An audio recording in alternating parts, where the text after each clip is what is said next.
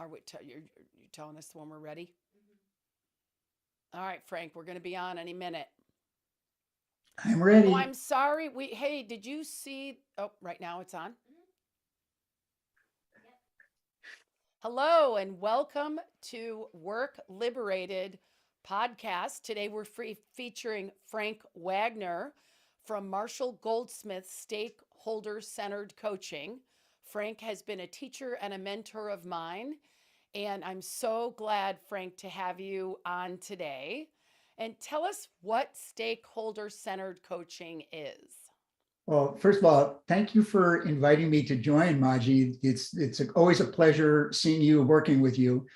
And by the way, let me just give a plug before I say anything about me. I mean, one of the last things I worked with you on was you asked me to review your upcoming book, and it's titled Ignite Culture. And I was blown away with the quality of what's there. And partly one of the reasons is it resonates so well with stakeholder centered coaching.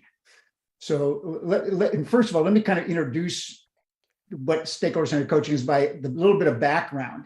You'd mentioned Marshall Goldsmith, the name Marshall Goldsmith, and Marshall has, in fact, he sent me a bio today to send to one of my clients that he's going to come do a talk for.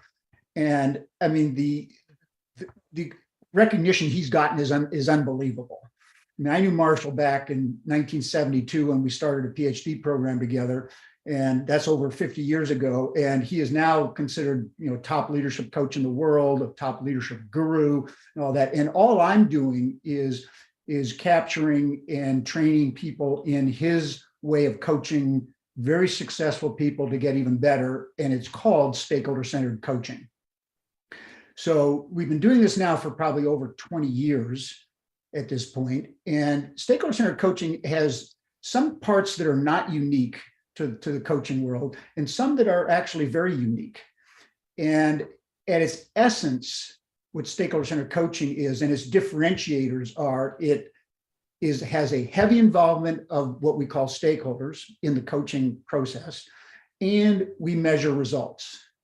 And typically in coaching, corporate coaching, they really don't have very good measurements for whether it was worth the investment and whether or not a leader really got better. And so we actually measure results by an anonymous survey by stakeholders. So that's kind of the essence of what it is, why it's called stakeholder centered coaching, and why does our organization exist? One simple reason: we believe every employee deserves a stakeholder centered leader. And that is the wave of the future. What is a stakeholder centered leader, Well, a Frank? stakeholder centered leader is a leader who puts together around them the involvement of every relevant stakeholder group. And if you're impacted by what they're doing, you are involving them, and you're working collaboratively with your stakeholders to basically improve things for the common good of all the stakeholders. So everybody benefits from it. I've been very fortunate in terms of having a relationship with a gentleman named Alan Mulally, who's been one of the top leaders in the world. He turned Ford Motor Company around. He led Boeing commercial at both its darkest hour when 9/11 hit and through to the time he left there. And he has a phrase he calls PGA. Now, when I first heard PGA, I thought he was talking about golf, the Professional Yeah. Golfers Association. No, it's positive growth for all. So when you talk about your whole webinar series, right, and Work Liberated, is a stakeholder-centered leader liberates every person that's involved and impacted by whatever the work is that leader in that organization is doing. So, by the way, the Business Roundtable, which is one of the prestigious places, I think you have to be a CEO of a top 50 or 100 company, and they always classically describe the mission of the corporation was increase shareholder value. Well, in 2019, they changed that. Radical change And what did that they change basically it? involves all stakeholders. Okay, so from your job is to generate profit to only to your job is to give me the difference between both. I'll just use Alan Mulally as an example. When he turned Ford Motor Company around, he came in. They were predicted to lose $17 billion. I'm going to guess the year was 2006. I could be wrong by a couple of years. And they exactly lost that amount of money. He turned them around. Now, what he did was he implemented his working together management system, which, by the way, heavily involves stakeholder-centered coaching, because he had been coached twice by Marshall Goldsmith in this methodology. And he involved everyone involved into one plan. So the union was involved. They weren't considered to be our workforce that we have to manage. They were at the table. Their bankers were at the table. So that's what you mean by stakeholder centered, everybody who has something to say. Right. Well, not only something to say, but actually are impacted by what you are doing. Yep. In an organization. All of the people that are dependent on you. Yeah, or should benefit from you. Got it. So, it's an all-encompassing collaborative methodology. So how did you come up with it? I mean, you went to school with Marshall Goldsmith. He wrote this amazing book called What Got You Here Won't Get You There, which we use in all of our leadership training programs. And I actually use it specifically with anybody I'm coaching or in our deep alignment. That's the first thing they have to do, because I want them to get for themselves that there's a gap between where you want to go and where you are. If you're human, there's a gap. But how did stakeholder-centered coaching get created from all that? Well, it started back around, I'll just say, the year 2000, beginning of this decade. And Marshall had, at this point in time, had been honing this methodology just by working with successful leaders. I mean, Marshall and I started our life as teachers, trainers. We did leadership development. And then Marshall started, and this is leading up to and then writing the What Got You Don't Get You There book, started coaching some these are leaders that you see them on the front of magazines. Yeah. And one thing he realized, because he's so smart, is that successful people have certain beliefs. And by the way, we all operate fundamentally based on our beliefs. And these beliefs have both an upside and a downside of highly successful people. So we started developing a methodology that both benefited and used the upside of these beliefs, but managed the downside of these beliefs. And I'll give you an example. I mean, this didn't take a PhD of Marshall Goldsmith to figure this out. Successful people actually believe they're successful. They read a press clipping. Oh, great leader, great leader. They're going to say, oh, yes, they're capturing reality. I'm a great leader, right? So what is the upside of that belief? You have a high degree of self-confidence.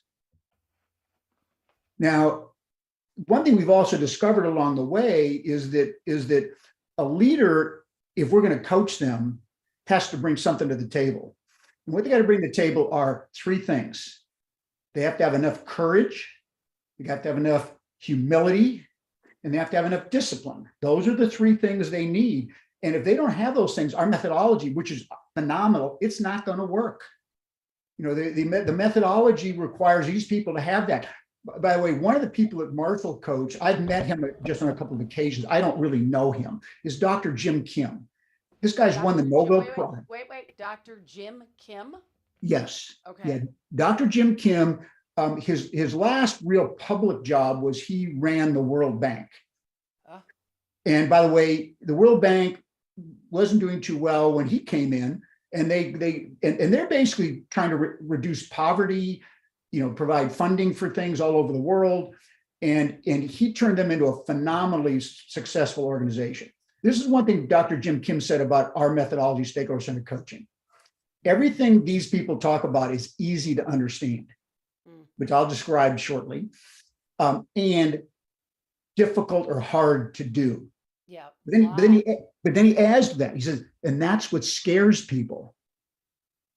And when I say a leader needs enough courage, is because our methodology requires courage. Also, for some leaders, it's not a courage issue, but they need humility to do this thing. And all of this, like, I don't care what you're talking about. I mean, what's on the news today? Well, in the news today is the World Cup, one of the biggest athletic events that occurs every 4 years. And by the way, there isn't a single athlete on that field that doesn't operate from a strong sense of discipline to get there. Right. Well, the same thing happens with leaders to get better. It requires discipline to get better. So what Marshall did is he found a methodology. He just sort of like pieced it together over a number of years, coaching a lot of people. Then he asked me to take charge of designing and training people in this coaching methodology. So that's what we did. Marshall said, he told me, Frank, I want you to train people to coach like me. And I said, certainly, Marshall. And I also said to myself, Frank Wagner, you are not a very good liar, because there's no way I'm going to train people to be like Marshall Goldsmith. I could train them in a methodology that covers most of what Marshall does, and it unbelievably successful methodology. And it does. I've been in the training, and everybody comes. They told me on my first job, we're going to teach you what to do, but we're basically giving you the doctor's bag, and we're going to put some tools in that bag. How you use those tools is your job and your responsibility. And like you said, personal discipline, the humility and courage to continue to keep moving forward and keep moving forward and keep moving forward. So tell us a few of the, I want to hear a few of the pieces of the framework for stakeholder-centered coaching. And then I want to hear a couple of success stories. And then I want to hear, if we have time, when it didn't go well. Sure. Well, yeah. Well, first of all, the like anything is based upon a certain set of principles or guidelines, stakeholder-centered coaching. Yep. Now, the first one is, you might say, pretty obvious. Emphasize stakeholders in the methodology. Now, see, most coaches have an ego. In fact, everybody on the planet has an ego. Some manage it well, some don't. But a lot, and by the more successful people have, the more they have a challenge of managing their ego. Well, the thing about stakeholder-centered coaching for coaches, it's not about the coach. So you'd mentioned responsibility. That you got the bag now of the doctor's bag, but you've got to take responsibility for what you do with it. Well, we put the responsibility on the leader and the leader stakeholders to actually manage the process of a leader getting better. It's not like, oh, come into Frank Wagner's office and we'll have a private conversation. You're going to go out and become a better leader. Well, by the way, can that work? To some degree, yes, but it doesn't work nearly as well as involving the stakeholder in the process. Now, what does that mean to involve the stakeholders? If they're going to be involved, they got to know that they're involved. So one of the things a leader has to do in stakeholder-centered coaching is they're working to get better on something. Well, guess what? They pick a goal. Now, that's not unique to our kind of coaching. I mean, I think anybody who's hired your coaching to achieve some result. So a leader has to go public. So, Maji, you got a leader. The first leader I ever coached had to work on treating people with respect. Guess what? He had to go to his stakeholders, the people who were going to be his stakeholders, and say, I need your help. I want to become better at treating people with respect. How did he find out he needed to work on treating others with respect? Because that's why they got him a coach. The guy was very disrespectful. They said, you're not treating people with respect. You need to get a coach. Exactly. Okay, so there was no secret. No, not see, management knew this person. See, this person was I'm not going to mention the company or this person. They worked for a high-tech company in Silicon Valley and worked in it. Apple? No, I'm just kidding. No, not Apple. I will say, if you guess, it's a clear no, I'll say no. It wasn't from Apple Computer. Now, this particular young guy, he was young. He was in his 30s, and he was considered to be the future of this whole division line of work for this high-tech company. And he was, by the way, of all the people that became his stakeholders, he was the only single person. And everyone else was married, had families. And I said, now this guy worked basically a 7-day-a-week job, right? But he had an anger issue. This is what I found out in coaching. He had an anger issue. He always had to pick up the phone and deal with a terrible customer, situation on a Saturday. Why do I have to do this? Everyone else is, taking their kids to their softball game or whatever. So, he had an anger problem, and he lashed out at people. So he had to. So now think about either the courage or the humility someone would need under that circumstance to go to people, look them in the eye and say, I want to get better at treating people with respect. Yeah. Most people would prefer to work on that, but keep it kind of private. Or they would prefer to have a diagnosis of some life-threatening illness versus admit that they've got a problem. Yeah. Well, yeah. See, this ties into the second belief of successful people is if we should remember, all this is based upon understanding human nature that we're dealing with. Yeah. Second thing that people have a problem with is they're in charge of their fate. Successful people like to say, oh, I'm not successful because I won the lottery. I'm successful because of me and what I bring to the table.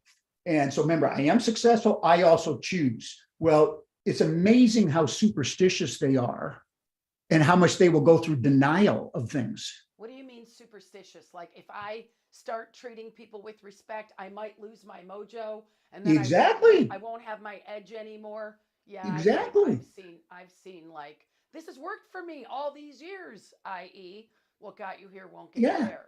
Yeah. See, they're making correlations that don't exist. See, they think they're successful because they're disrespectful, right? I don't suffer fools lightly, or I don't listen, right? I'm just ahead of everybody, and let's just move on. You just listen to me, right? Wow. So they'll say I'm a successful leader because I'm a bad listener. Now, in the history of the human race, no one has ever been a successful leader because they're a bad listener. But you know what? That's in the self-report in the back of these people's heads. Well, I would say, so Frank, hold on a second. I would say they might not be saying I'm successful because I'm a bad listener. They would say I'm successful because I have a high sense of urgency. I'm diligent. I'll get it done. I don't waste time with the wrong things. And what they don't see is that is all of the wake of their behavior on other people. Right. And by the way, if we go back in history, they could get away with that. Oh, sure. Yeah. Because situations weren't as complex as they are today. I mean, somebody that only relies on their own intellect and their own intelligence, don't hold your breath. I mean, they can be somewhat successful. Yet if the goal is to be a highly successful leader, and remember, my field is very simple, just like Dr. Jim Kim says, and everything I do is extremely simple. There's only one thing you need to be a leader, and that's that people that are following you, right? And why they're following you is because you're influencing them in an effective manner. Now, by the way, choosing not to listen influences people. It just doesn't usually influence them in the right way. Yeah. Right. Yeah. Now, and by the way, I'm not saying you listen to every single person on every subject matter, but in many cases, involving others and listening to them is a positive form of influence, which gets them to follow you in the direction you're heading. Yep. Right. So, I mean, you've got a nice little, what is that behind you, Maji? There's a picture behind you. Oh, a compass. It's a compass, right? I was like, is there a spider? Yeah, no, is there a spider? No, there's no spider. No, and see, we use our compass because one of the things, other things about just human nature, I'm talking about either a leader or a follower, is we all really do have a basic need to be going somewhere. You know, we've got a path we're following. Otherwise, if you're leaderless and rudderless, life is miserable. Right. So all these things we're doing. So getting back to what makes stakeholder-centered coaching is, I said the first thing is involving stakeholders. The second thing is emphasizing a term that Marshall did not invent, but he coined in our field called feed forward. Now, let's talk about feed forward. Okay, well, feed forward is when he first told me, I immediately figured out what it was before I didn't have to ask him. At least I thought I did, and I was absolutely correct. It's counter to feedback. See, feedback is the breakfast of champions. It's all over the literature historically. When I've got my PhD, it's all about giving feedback, right? Feedback as a leader. Well, guess what? Successful people, you think they like getting feedback? No. Oh yeah, they do. They like to get feedback that says, you are wonderful. You are so brilliant. I can't believe, what you accomplish in life. I think even non-successful people like to get good feedback. Oh, sure they do. Makes them feel better about themselves. Well, way back in my first days of a college professor, they just come out with a magazine called Psychology Today. Oh, yeah. And I never forgot one cover. it showed like the platform at the Olympic Games where you got the top platform, the person who won the gold medal, and then you got one slightly lower for the silver and one slightly lower for the bronze. They had that, and it was a cartoon. And they had about 50 people all hugging each other standing on the gold medal platform. I mean, everybody thinks they're better than average and they're successful people. It's not just successful people. Successful people just have these tendencies, whether it's, remember, self-confidence is a belief of success, is what comes out of successful people's belief. But the other thing can be arrogance. Yeah. Right. And they didn't see these things are just blown out into through a microscope, just blows them up into a bigger picture. Their self-confidence is higher, their arrogance is higher, right? Their superstition is higher. You'd asked about this superstition thing. They actually are worried that if they change anything that will probably help them, they won't be as successful. And that's one thing they do not want to be, is less successful this year than they were last year. I had that fear when I was 28. Yeah, tell me more about that. Well, just, like as a young person doing extremely well in recruiting, I actually thought if I changed anything, I would lose my edge. Mm-hmm. And I wanted that edge because I was super, super successful. But then I started a business, and then I had employees, and that edge was good for my clients. That edge was not good for my employees. And then about 36, I started to really look at, I actually could improve and have that edge actually be better. Sure. And that shift is what got me into the coaching business in the first place, because Right. I saw it for myself. But I don't want to interrupt you. No. So I want to. Let me finish feed forward. Okay, good. Yeah. Feedback is the reason why. Well, like everyone has difficulty with quote feedback that's inconsistent with the way they see themselves. So if I'm seeing myself as a winner and I'm giving some criticism, it's like this doesn't connect, right? And even if it's true, it's worse if it's true, right? And so, but the same token is you can't do anything about the past. That's what feedback is, always about what happened yesterday or 5 minutes ago. Yeah, and then people feel bad. And what is feed forward? It has nothing to do with the past. It has to do what could you do tomorrow differently? What I want you to do next time. Yeah. So I mean, behave next time. Yeah. See, it's basically a suggestion. That's what, as soon as Mark said feed forward, I'm thinking suggestion. So we spent more time focusing our leaders on tomorrow, not yesterday. Now, when I say emphasize feed forward work is our principle, it doesn't mean disregard feedback. It's just a much more emphasis on tomorrow and what you're going to do type of thing. And then the last thing, which will lead to what we specifically do is our job is to change behavior. We're not here. Our type of work doesn't, it does impact mindset and all these kinds of things, but we just start at the behavior level. What are you doing? Right. And how long does it take to typically change one behavior? Well, we never are changing just one behavior, except for we have usually one goal. And our belief is I am not convinced someone is going to actually change for a year. Yeah, that's what this is not like you can get 6-pack abs, young man, by doing this exercise for 2 weeks, right? Or you can lose 50 pounds in 3 days by doing this. I find it interesting. We get calls at Keen Alignment quite often. We'd like you to coach somebody for 3 months or for 6 weeks.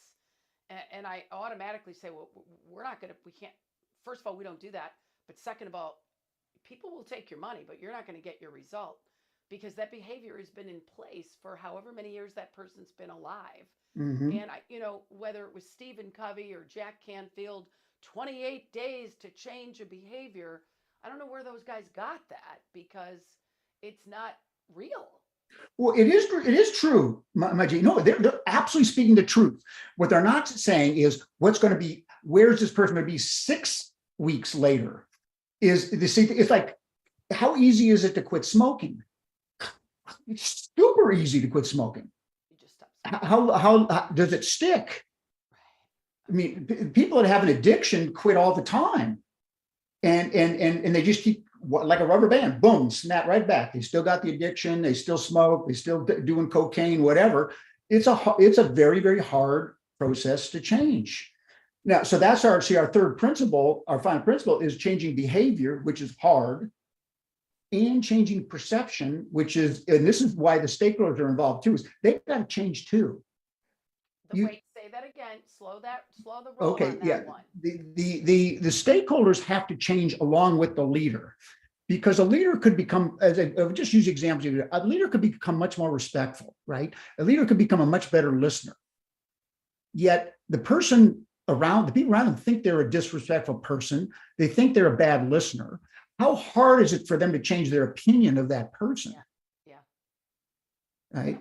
Yeah. So the whole system has to change around them. And see, everyone needs to take the right responsibility and accountability for their actions. That's right. So the stakeholders are asked to support this leader, point out when they're doing a good job, point out when they're not doing a good job, be willing to kind of treat them from what they're seeing now and not thinking too much about the past. Yeah, beginning again. That's one of the things in the coactive leadership model. It's begin again.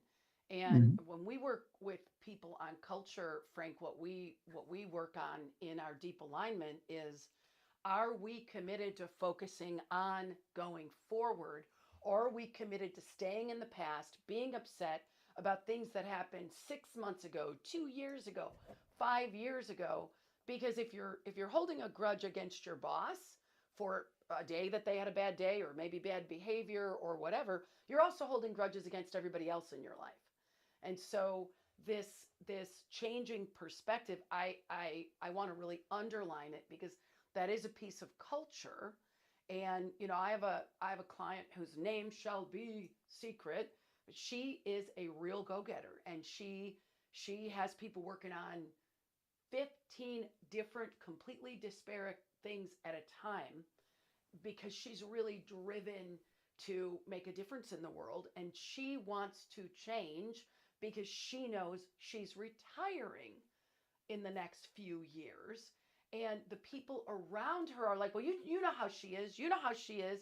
That's just how she is. And I said, well, if she wants to change, why wouldn't you support her in changing? Why wouldn't you ask her when she says things are going to be different? I'm going to step back.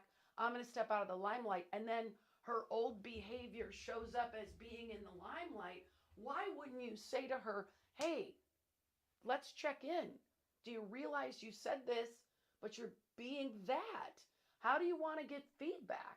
But instead, what people do is they'll go to each other and say, see, I told you she wouldn't change. See, I told you she wouldn't change. And I think that is, first of all, it's irresponsible. And I also think it's pervasive in that person's life everywhere, that they put people in a box. There's a great book called Leadership and Self-Deception, and they leave them in the box. Once a failure, always a failure. Once a hard ass, as I would say, or disrespectful, always that way. And if a person truly wants to change, I actually really believe in my heart of hearts, it's why I do the work I do, they can. But everybody has to be in it together. So sorry, I was just, No, that you're right. You're right on. And yeah, I mean, I've got example after example after example of that. What you just said is true. People can change.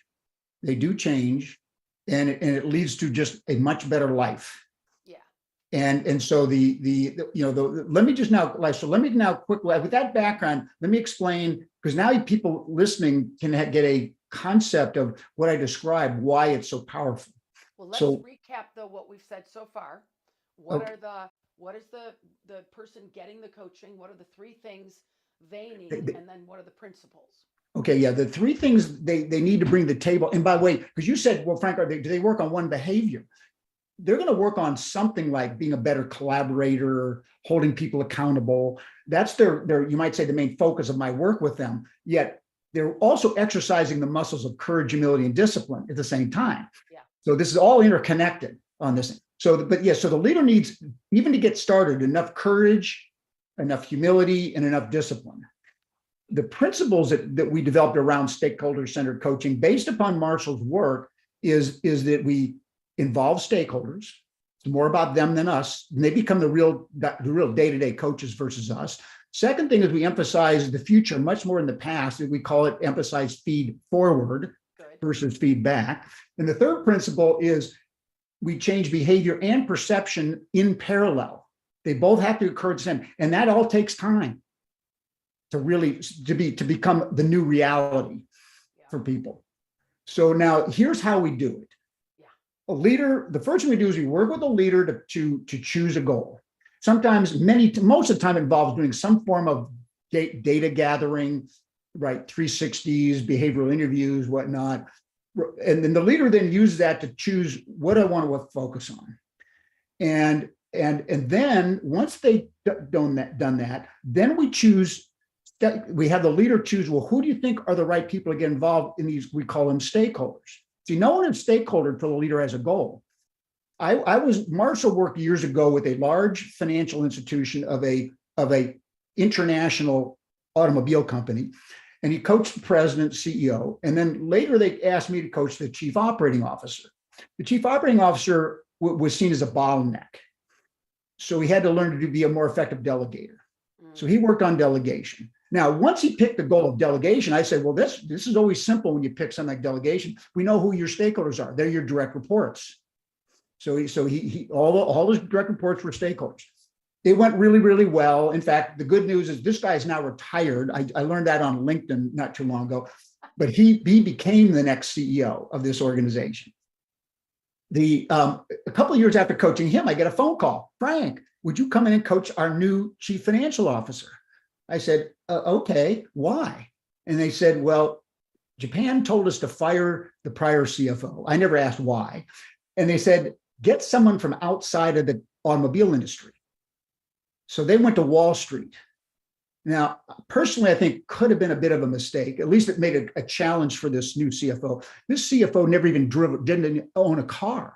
The guy lived in Manhattan, right? He took either taxis or subways to work, right? Everyone else on the executive team loved cars. I mean, I think they had motor oil in their bloodstream, right? This guy didn't even know, whether a car had 2 wheels or 4 wheels, right? So I'm doing my interviewing to help him pick his goal. Turns out what he had to work on, building relationships with his peer group. Yeah. Now, remember, we didn't have a set of stakeholders till we had the goal. Now, his goal was the opposite of the first guy I coached that had direct reports. His was the other 9 members of the executive team that he was working on. So you don't pick stakeholders.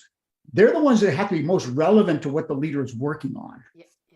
Okay. So step one is not just picking a goal, it's picking stakeholders. That's kind of unique to us because most coaching doesn't involve stakeholders. Then the last part of this is they have to meet with their manager to go over the goal and the stakeholder list and get their approval. Okay, that's step one. Yeah, so there's accountability built in to the entire coaching model. That's one of the reasons at Keen Alignment we love stakeholder-centered coaching, because otherwise you're coaching people in a vacuum. And you're only getting their perspective of how good they're doing or what their challenges are. And mostly their challenges are with other people. Mm-hmm. We have remember, leadership is a phenomenon. You can't be a leader without it being an interpersonal situation, in terms of that. So the second thing then is now the leader has to swallow their pride, go to their stakeholders and enroll the stakeholders. Remember, just because we pick someone's on a stakeholder list, what does that mean? They don't know they're a stakeholder. They don't know what the leader's working on. So the leader has to go in, either the leader or the coach or together, they go to these new stakeholders. It's a volunteer experience. They ask them for help. They share their goal. We explain to them what a good stakeholder is. And then the last thing is asked of them is, could you send 2 suggestions, feed forward on how they're going to achieve this goal? Right now, step 3 is building what we call a stakeholder-based action plan. Now, I think most tasks, you can have a goal, but you need some sort of a plan, right? So our action plan are the behaviors that this leader is going to implement to achieve improving in this goal, whether it's treating people with respect, right? Listening, collaborating, delegating, whatever it is. We build the action plan as the coach with the leader based upon, as best we can, the input from the people that are actually impacted by it and are giving ideas on how to do a better job. So we build an action plan, and then the action plan gets sent out to the stakeholders. So by the way, so what is public here in this situation in coaching? The leader's goal is public, and their action plan is public. These are the say half dozen behaviors I'm going to use now so that I will become more respectful or be a better listener. Yeah, So Frank, so what I remember about going through the training, now that I'm listening to you again in this way, isn't your whole like logo on stakeholder centered coaching, isn't that a compass? And then inside each piece of the compass is what you're doing to well, get yeah, there? it's exact same shape of the compass. It's a circle, right? And in the middle of the circle is, well, for the leader, the middle of the circle, you might say, is myself. I got to manage my beliefs. Whoop. Yep, there you That's go. that humility, courage, and discipline. That's the leader's middle of their compass, right? I got to demonstrate and practice and exercise my courage, my humility, and my discipline. Then the stakeholders are the people that are going to be providing the day-to-day feedback and feed forward to the leader. And they're the people that at the choice points are going to get an anonymous survey. We call it a mini survey to assess, is this leader improving? And what are those points? 3 months in, 2 months in, 6 weeks? Well, it varies by our different coaches use a different methodology. I have a pretty common one. I coach a leader for a year. I do it at 6 months and I do it at a year. Yeah, good. And remember, in the 6 month actually is a wonderful thing, but it doesn't count. It only counts at the end, right? What they score at the end. Right. And then And and how often are the stakeholders giving the thumbs up or the thumbs down? Because I know it's a pretty simple scoring system.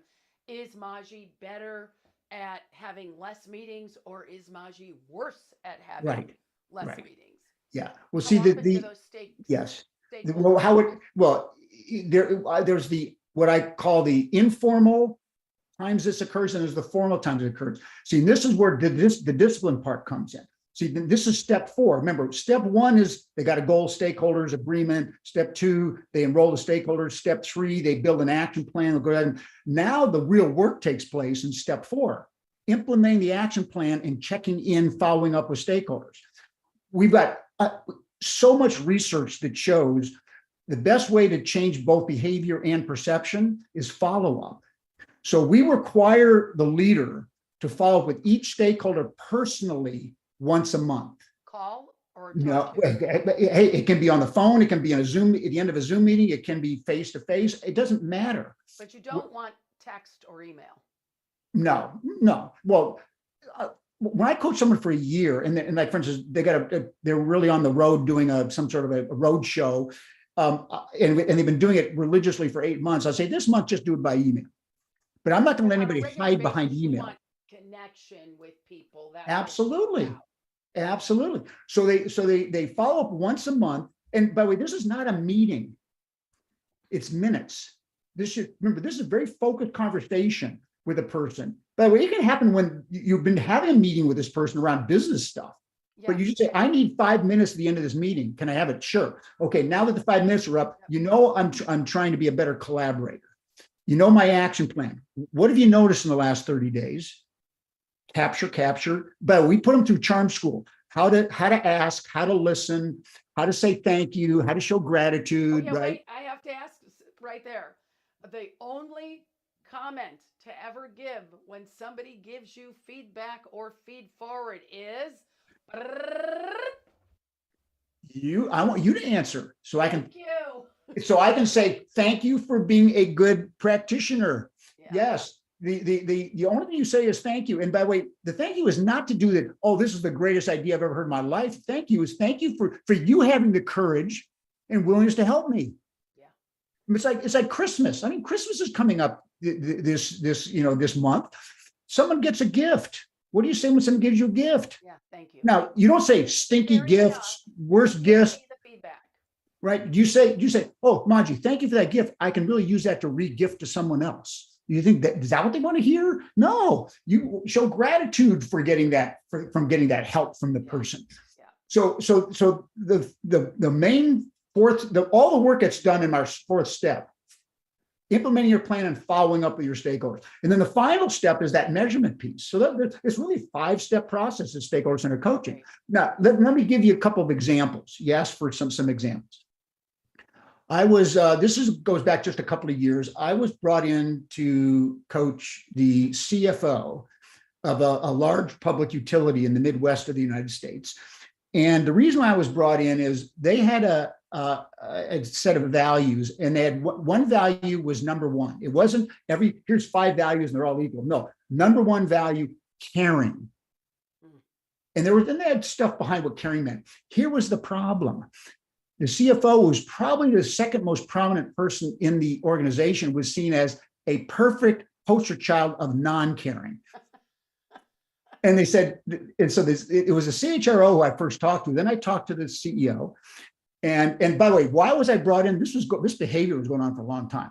I was brought in because they finally bit the bullet when this guy, CFO, basically took apart the chairman of the board in a board meeting. And now So then the chairman of the board is like, he better get coaching or he's out. Yeah. So I get brought in to coach the guy. Right now, by the way, we did our due diligence. I'm assessing whether I'm going to work with this guy or not, because I didn't think this guy was really willing to change. I'm not going to invest my time and energy and effort and over this thing. So I assessed he was ready to change. Right. So here's his problem. And by the way, I realized this when I first assessed him. I flew there. This is before COVID. In fact, some of the coaching took place during COVID, during the first part of it. So, he didn't have very many live interactions with the stakeholders. And so when I'm seeing the guy, I noticed one word I could describe the guy: very charming. I mean, this guy could basically come across as charming CFO. Yeah. And by smart guy, I mean, he could have been the next CEO at that time, as far as I was concerned. He really had a business sense, and he had all the charm and all that kind of stuff. But here's the thing: if something happened a certain way, there was like a light switch went off in his head, and he became like ruthless. Triggered. He's triggered on this thing. Triggered. So that's really what he had to work on. Well, I'll just go to the end of this story. At the end of the story, we measure results. Unbelievable improvement. Every single stakeholder saw him as getting better, and some pretty dramatically getting better after a year. I have him do an after action review of how things went. And I said, this is your story of what you did over the year, because I want you to remember what you did over the year. And I suggest you might send a copy to the CEO. So he sends a copy to the CEO. This is a woman, tough woman, very good leader, but very tough. She calls me up, the CHRO calls me and says, we need to have a little Zoom meeting between the three of us, you, me, and the CEO. I'm going, okay. And I knew it was good results. So I wasn't anticipating anything negative. She blew me away with what she said. She opened the meeting by saying, "You're my new best friend." And I spent no time with her besides interviewing at the very beginning of this thing. See, I try to stay in the background. It's not about the coach. It's about the leader taking responsibility, the stakeholders taking responsibility, being accountable for each other, and changing. Yeah. Stakeholders change their perception. He changed his behavior. Good. Right. So success. She also said, this is what she said that blew me away. I almost cried reading his after action assessment. I mean, talk about a success story on that. By the way, did not start off well. Let me give you another example, probably a worst scenario. I was brought in, this is a large retailer basically in the state of Texas. And the grandson of the founder is the chairman of the board. And I'm brought in to coach this woman. She's on the C level of the organization, and works in the corporate headquarters. And when the president and the CHRO talked to me about her, this woman I'm going to go coach, they said, Frank, little known interesting fact about her: she has fired 3 bosses. I'm going, wait, I'm confused here. I've never heard of anybody firing their boss. I guess that means I quit. No, she was still there. And by the way, every one of the bosses she fired were in the C-suite over time. This is over time. I'm going, okay, this is interesting. And they said, oh yeah, Frank. And she just fired her last coach. Her last coach was a psychiatrist, and she fired him on the spot when he told her you should be on drugs. I'm flown to Texas to meet this woman, right? And I'm going to describe Stakeholder Center coaching to her. And so I described Stakeholder Center coaching to her. And by the way, I did this in a polite way, but a very direct way, looking her in the face and say, you may not have enough courage, humility, or discipline to do this. I'm going to fly home. I don't want to hear from you till at least Monday, and you decide whether you want me to work with you. Well, guess what? I obviously worked with her. She called me up on Monday and said, I want to go to work. I said, great. So I worked with her. Now, all three of the women she had fired that she had reported to one time were on the stakeholder list. And by the way, she was willing to bite the bullet and do all this. Good. I'm at the United Nations in New York, and the phone rings. I've got my little mobile phone. My phone, I pick it up as hello, and this woman introduces herself, gives the name of the company. Okay, I know she's a stakeholder. I know the name. I've never met this lady. And she says, now you're coaching so-and-so. I said, yes.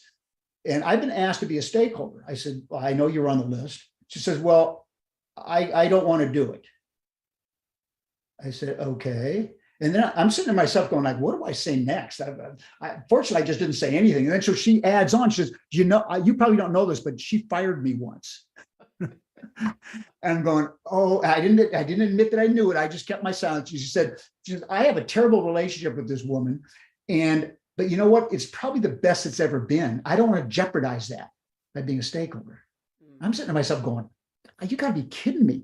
I was biting my tongue not to laugh at this lady, but I just stopped and I said, it is a volunteer experience. You do not have to be a stakeholder.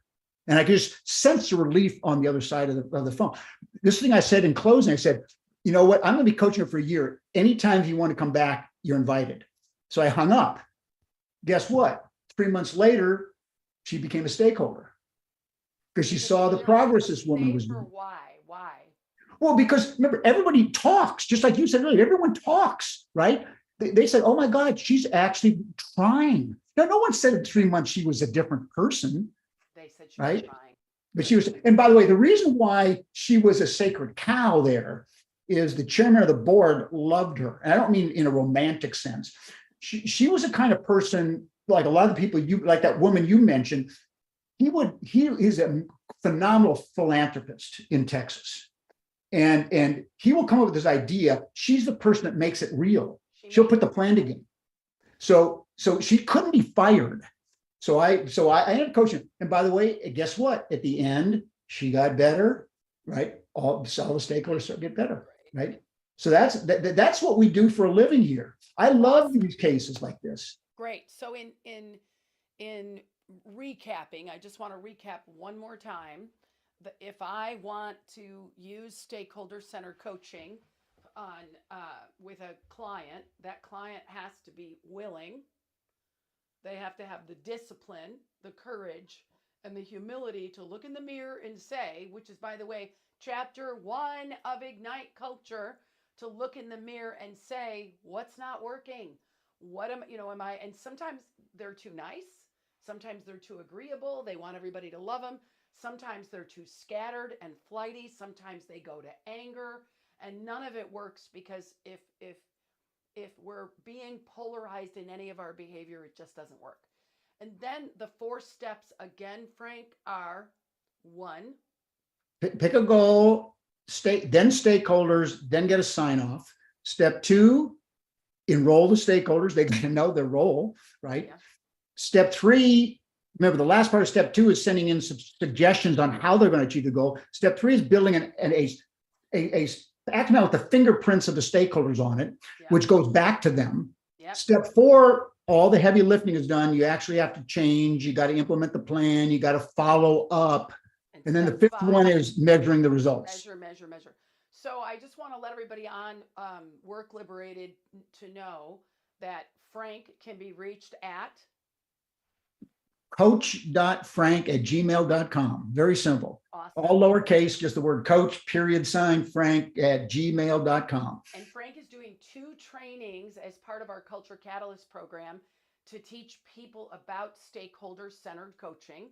So part of our Culture Catalyst program is a year-long mastermind with leaders from different companies who want to learn what the pros know and teach, so they can take it into their companies. And so Frank is one of our guest teachers. And Marshall Goldsmith, that I don't know that anybody on this podcast knows, wrote the foreword for the book Ignite Culture. So if you want to get a sneak peek at Ignite Culture, you can go on keenalignment.com. A pop-up will come and you can start reading sneak peeks. The book's official launch is January 18th. And Frank, thank you so much for being here. I am so glad we're working together. And thank you for sharing stakeholder-centered coaching, which is an amazing opportunity to build transparency, to build trust in an organization, and to develop leaders and powerful followers. So thank you so much. And we appreciate your time and your energy and your love that you give to everybody you work with. Yeah, it was always a wonderful life to have be able to work with people like yourself and our clients. And I will just say one quick little thing is probably my favorite coaching assignments are working with people that are considered already great leaders and they pick a strength to get better at. So it worked there too. Awesome. Well, thank you so much, Frank, and we'll talk to you soon.